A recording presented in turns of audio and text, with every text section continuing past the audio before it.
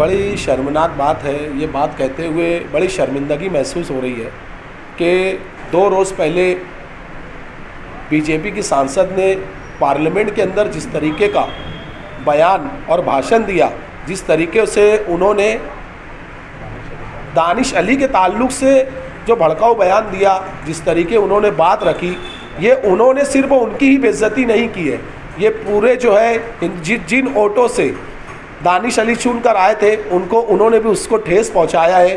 मुझे एक ये बात बताइए कि उसी के 2 रोज़ पहले 19 तारीख को हमारे पीएम साहब ने ये ऐलान किया था कि यहाँ पर सबकी बातें सुनी जाएगी, सबकी बातें माने जाएगी, हिंदुस्तान का विकास होगा।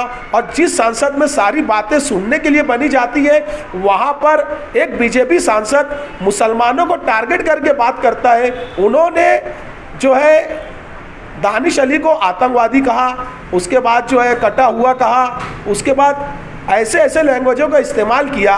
तो ये जो है हिंदुस्तान का मुसलमान और जिन लोगों ने उनको वोट दिया, ये कतई जो है ये बर्दाश्त नहीं करेगा। और दूसरी अहम बात कि वहाँ पर सीनियर लीडर उनके बाजू में, वो भी सीनियर लीडर है, वो बाजू में होने के बाद मुस्कुरा रहे हैं। तो एक पार्लियामेंट में अगर इस तरीके की हरकत की जाएगी तो बताइए वो पार्लियामेंट के फैसले किस तरीके शहरियान को और हिंदुस्तान को समझ में आएंगे। सबसे ज़्यादा और उसके बाद सबसे ज़्यादा खुशी की बात कि हमारे लीडर राहुल गांधी जी खुद जो है दानिश अली के पास जाकर उनसे मुलाकात की, उनको गले लगाया।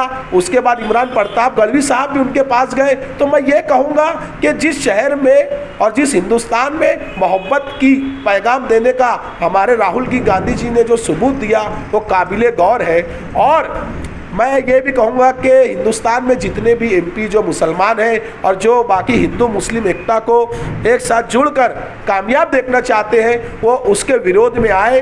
और दानिश अली जी से ये बात भी कहूँगा कि आप बीएसपी के लीडर हैं, अगर आपके ताल्लुक से इस तरीके की सरअंगेज़ी बयानबाजी हुई तो आप भी जो है सांसद से इस्तीफ़ा दें और उसके खिलाफ कार्रवाई की, क्योंकि ये जो है आपका जो है अपमान नहीं हुआ, ये पूरे मुसलमानों का अपमान हुआ। इस तरीके के भड़काऊ भाषण करने से पूरे हिंदुस्तान का माहौल ख़राब हो सकता है। इसीलिए मैं हमारे पीएम साहब जो उनसे रिक्वेस्ट करता हूं कि उस पर गौर से, जो अभी तक नरेंद्र मोदी साहब का एक ट्वीट भी नहीं आया, इतना बड़ा मामला जो सांसद जो लोगों के हक दिलाने के लिए, लोगों की बातें सुनने के लिए बनी है, वहां पर इस तरीके का बयान के बाद भी हमारे पीएम साहब ने कोई एक्शन नहीं लिया। और ऐसे लीडर वहां पर बैठे हुए थे जो सीनियर थे, उनकी जिम्मेदारी ये थी कि वो जो है इसका बायकॉट करते, उसके अगेंस्ट बोलते, लेकिन वो भी मुस्कुरा रहे। ये हिंदुस्तान एक सोने की चिड़िया है, ये उसके लिए बहुत शर्मनाक बात है। जहां भी हमको कुछ भी अगर आंदोलन या कुछ भी तहरीक या कुछ भी ट्वीट या कुछ भी लेटर डालना होगा, हम उसके खिलाफ जरूर व जरूर डालेंगे।